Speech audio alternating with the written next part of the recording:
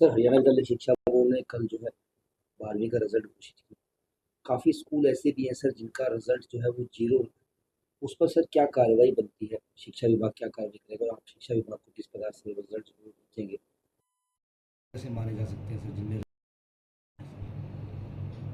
आपने जैसे कि किया है, कुछ एक स्कूल्स है का परीक्षा परिणाम संतोषजनक नहीं रहा है। अर्थात कुछ स्कूल्स ऐसे भी हैं जहाँ जीरो परीक्षा परिणाम रहा है।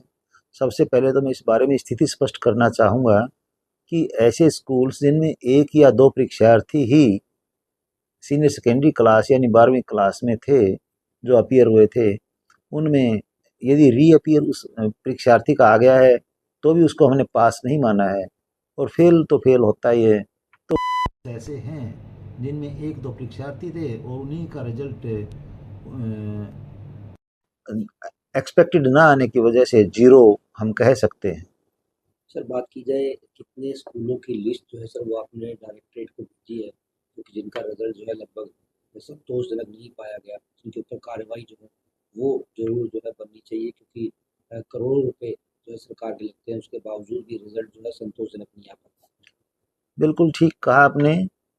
जैसे भी सफलता या असफलता होती है उसके बाद उसका एक आंकलन किया जाता है कि सफलता के पीछे हमारी क्या जो एक प्लानिंग थी या एक स्ट्रेटजी थी वो रही है, और असफलता यदि है तो वहाँ हम किस फ्रंट पर फेल हुए हैं।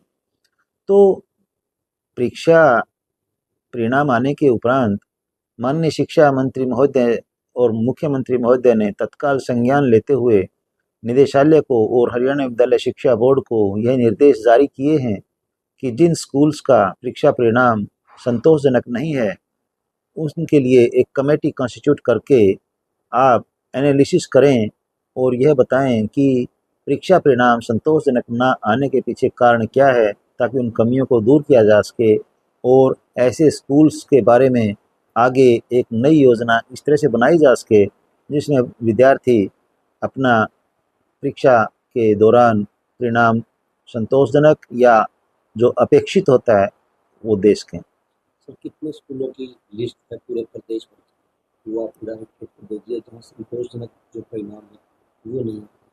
हम इसमें लगभग इस प्रकार का एक क्राइटेरिया लेकर चले हैं कि ऐसे स्कूल्स जिनका परीक्षा परिणाम 40% या 35% के आसपास या उससे कम रहा है, उन स्कूल्स को हम पहले चरण में लेंगे।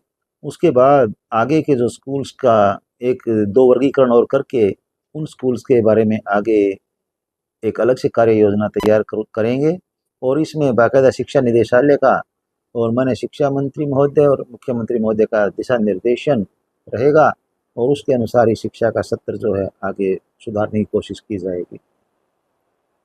आंकड़ों की बात की जाए तो कितने स्कूलों की रिपोर्ट जो है सर वो निदेशालय में भेजी गई है जिनका जो रिजल्ट है 22 जिलों में की अगर बात की जाए तो 35% से भी कम जो है रिजल्ट आया है।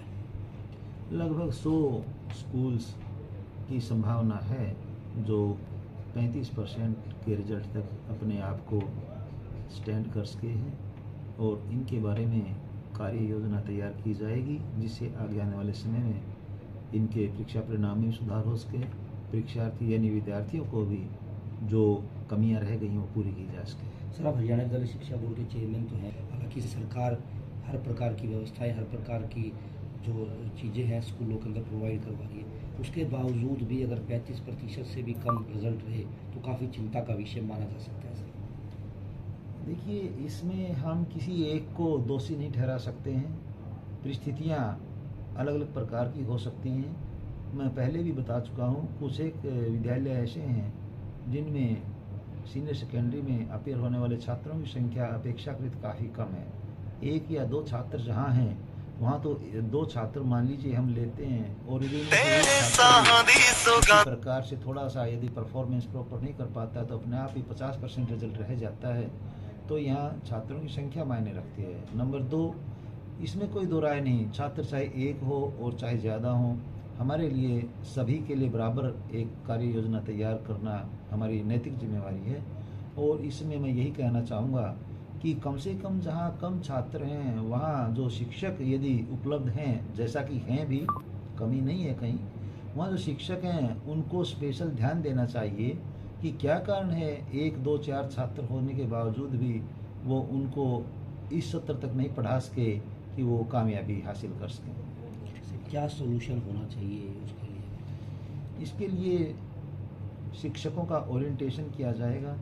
इसके साथ साथ जो विद्यार्थी हैं उनके साथ भी काउंसलिंग उनकी करवाई जाएगी। अभिभावकों को बुला करके भी एक बार उनसे भी इस बारे में विचार विमर्श किया जाएगा। ऐसी क्या परिस्थितियां हैं जिसकी वजह से जो बच्चा स्कूल में आ रहा है उसकी performance up to the mark या एक्सपेक्टेड नहीं है।